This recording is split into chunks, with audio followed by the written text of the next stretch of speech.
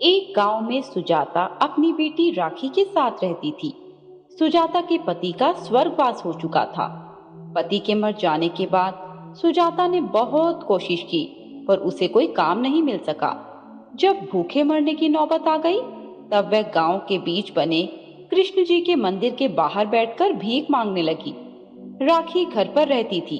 वह घर का सारा काम करती थी। जब उसे समय मिलता तो वह माँ के पास जाकर बैठ जाती और मंदिर आने जाने वाले लोगों को देखती रहती। एक दिन राखी ने अपने माँ से कहा, माँ, हमें भी भगवान की पूजा करनी चाहिए। सब लोग मंदिर में जाकर पूजा करते हैं, पर तुम कभी मंदिर नहीं जाती। तब सुजाता ने कहा, हम भिखारियों को मंदिर में जाना मना है। मैं तो यहीं से गिरधर गोपाल के दर्शन कर लेती हूँ। तू भी कभी मंदिर के अंदर मत जाना, नहीं तो पुजारी बाबा गुस्सा हो जाएंगे और हमें यहाँ बैठने भी नहीं देंगे। तब राखी ने कहा, माँ, क्या भगवान केवल अमीरों के हैं, हमारे नहीं? ऐसे भगवान की पूजा करने से क्या फायदा? सुजाता ने उसे समझाया, बेटी, ऐसा नहीं कहते। भगवान तो सबके हैं, ये तो हम इंसानों ने पहरा लगा दिया है। तू भी कृष्ण जी की पूजा किया कर, भगवान तेरी पुकार जरूर सुनेंगे और हमारे भी दिन बदल जाएंगे। राखी माँ की बात मानकर एक छोटी सी राधा कृष्ण की मूर्ति घर ले आई और रोज सुबह राधा कृष्ण की पूजा करती, उन्हें भोग लगाती। इसके बाद वे पढ़ने बैठ जाती थी। सुजाता शाम को आती, खाना बनाती। उसके बाद दोनों माँ बेटी बातें करते करते सो जाती थी। एक दिन राखी ने माँ से पूछा, माँ, यदि हम मंदिर नहीं जा सकते तो कान्हा जी तो हमारे घर आ सकते हैं ना? वे हमारे घर क्यों नहीं आते?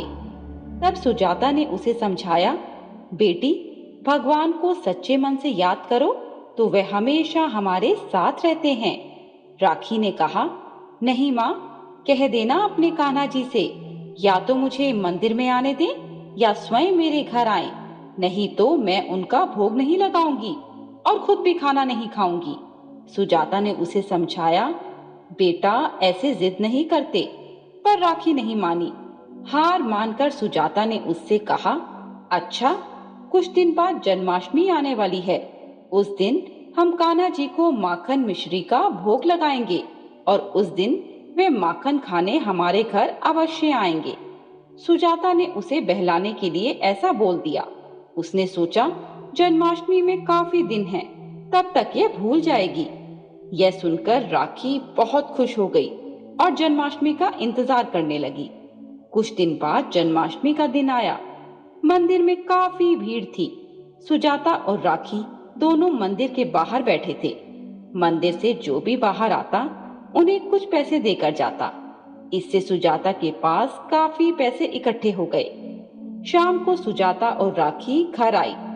रास्ते में सुजाता ने कान्हा जी के लिए माखन मिश्री खरीदी। घर आकर खाना बनाया और राखी से कहा, बेटी, आज आधी रात को कृष्ण जी का जन्म होगा। मंदिर में काफी भीड़ होगी।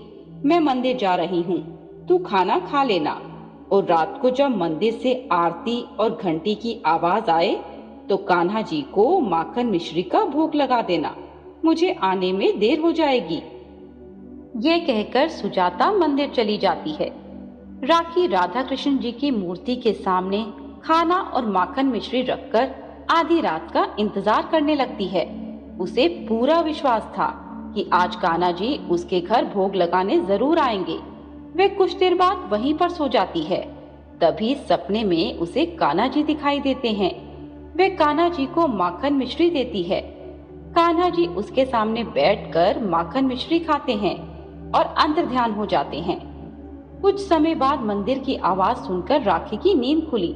वे उठकर भगवान के सामने बैठ गई और हाथ जोड़कर उनसे कहने लगी, कान्हा जी, भोग लगाइए।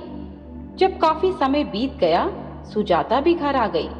घर पहुंचकर उसने राखी से कहा, बेटी, तूने खाना नहीं खाया? राखी ने माँ से कहा, माँ, मैं कान्हा जी का इंतजार कर रही हूँ। आपने ही तो कहा था वे आज जरूर आएंगे। सुजाता ने उसे बहुत समझाया, पर वह नहीं मानी और जिद पर अड़ गई।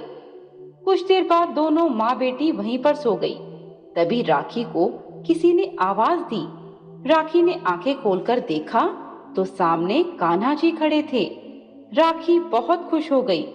तब कान्हा जी ने कहा, बेटी, मैं तो सदा तुम्हारे हृदय में रहता हूँ। आज तुम्हारे घर भी आ गया। राखी बहुत खुश हुई। उसने कान्हा जी को माखन मिश्री दी। कान्हा जी ने बड़े प्यार से माखन मिश्री का भोग लगाया और कहा, बेटी, आज से तुम्हें कोई नहीं रोकेगा मंदिर आने के लिए। वैसे मैं तुम्हारे साथ ही रहता हूँ। राखी ने कहा, हमें कोई मंदिर नहीं आने देगा। तब कृष्ण जी ने उससे कहा, पीछे देखो। राखी ने पीछे देखा तो एक कोने में अन्न धन के भंडार लगे थे। राखी ने कहा, कान्हा जी, अब मेरी माँ को भीख नहीं मांगनी पड़ेगी। यह कहकर वे जैसे ही पीछे मुड़ी, वहां कोई नहीं था। राखी ने माँ को जगाया। यह सब देखकर सुजाता हैरान रह गई। दोनों माँ बेटी ने गिरधर गोपाल को नमन किया।